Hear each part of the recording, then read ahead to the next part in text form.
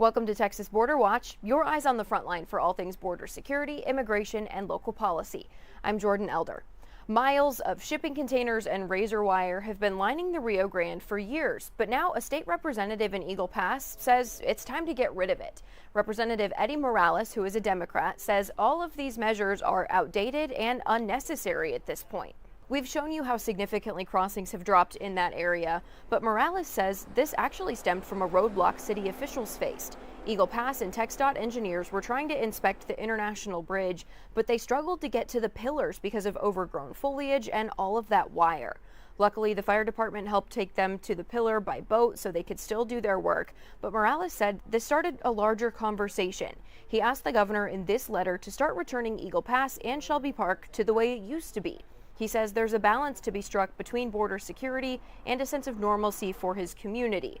Now keep in mind, Morales did vote for Operation Lone Star when it began because this area was such a hot spot for illegal crossings. Texas officials have said in the past that they can't let up on the border because it would signal to migrants that it's okay to cross. In the past few months, though, Texas operations have largely shifted toward assisting federal agents with immigration issues. So again, that letter was to the governor's office. I also reached out to Governor Abbott's office to see if removing the razor wire and the shipping containers might be a possibility. In short, their answer was no. So the long form of their answer, though, is this. They said Texas deployed every tool and strategy available to stop the unprecedented levels of illegal immigration under former President Biden, including hundreds of miles of strategic barriers. Thanks to these strategies and President Trump's strong, decisive leadership to close the border, illegal crossings are at a record low. Texas will not relent in this mission to secure the border and protect Texans and Americans. So that will not relent is what is signaling that these measures are going to stay up, and it's going to look the same for now. Several members of the U.S. Coast Guard are being surged to the southern border, and this new operation is being referred to as Operation Riverwall. So we want to give you an inside look into what this is going to mean. Back in January, President Trump declared a national emergency at the border. His administration followed up in March, forming Joint Task Force Southern Border. That allowed troops under the Department of War to support Homeland Security's border mission. So under Operation Riverwall, the agency is going to send in more than 100 boats and hundreds of personnel, including shallow watercraft, tactical teams, and command and control assets. The Coast Guard says the goal is to stop drugs and deter illegal crossings along a 260-mile stretch of the river that forms part of the U.S. border. Officials aren't saying exactly how many people or how many resources are involved, citing operational security concerns. The Coast Guard held a press conference about this to answer some of the questions, so we want to show you a piece of that. The Coast Guard launched Operation Riverwall and mobilized additional assets to secure and defend the U.S. border from illegal immigration and illicit activities along the 260 miles of the Rio Grande Valley. We are working collaboratively with our federal, state, and local partner agencies by leveraging our unique authorities and capabilities to control our border. The threat out here is evolving, and it's always changing. Our adversaries are using new techniques, new procedures, new technology. So to combat that, we're surging forces onto the Rio Grande to provide more presence so we can deter that illegal activity. We've already helped with several different apprehensions along the river. I think it's probably close to about 20 at this point. Challenging environment is probably the biggest thing that they're encountering at the moment, and getting used to the river and the operations that we're doing.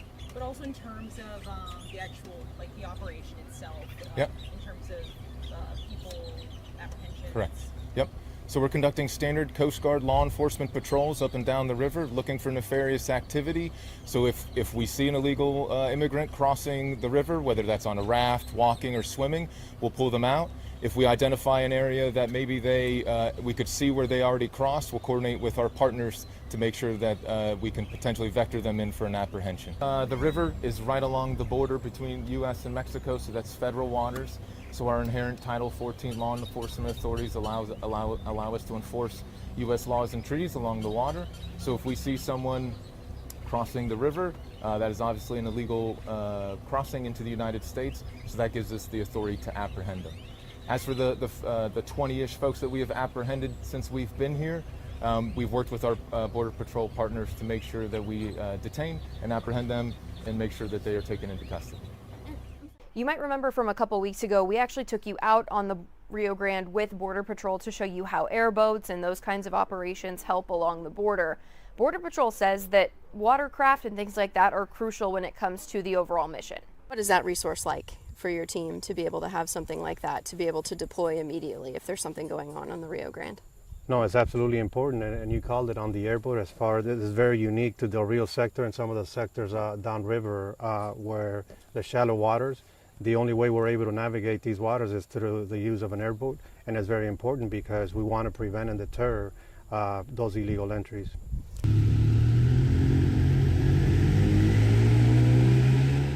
An international bridge here in Texas looked more like a zoo this week. And I want to warn you, if you're not into snakes, bugs, creepy crawlies, you might want to skip this segment.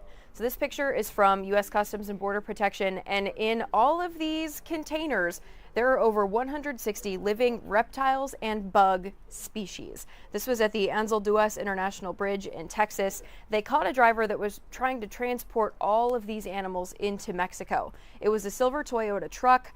The vehicle was selected for further inspection because when you cross back and forth on the border, sometimes your vehicle gets pulled. They'll do the x-ray, they'll look through it specifically for this reason. They want to make sure you're not bringing anything back and forth that you're not supposed to. In this case, this person was.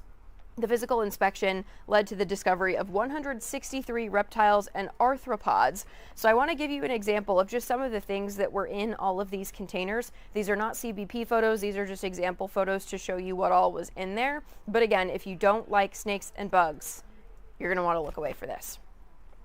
Okay, there were 24 royal pythons, 11 spotted salamanders, 10 red-eyed tree frogs, and we're checking with Border Patrol because in their release they said there were 10 sick red-eyed tree frogs.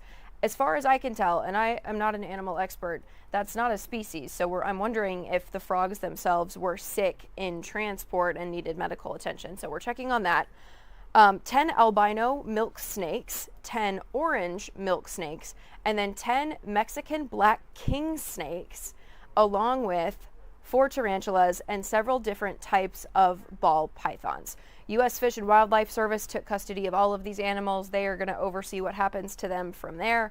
But quite a scare, I'm sure, for the border officials that went through and found all of this in a silver truck. That's all we've got for you this week. I'm going to reset that so we don't have to look at it. Anyway, that's all for this week's Texas Border Watch. We will be back next week, and if you want to watch any of our other episodes, we've got a playlist on YouTube for you to look back through. We will see you back here next week.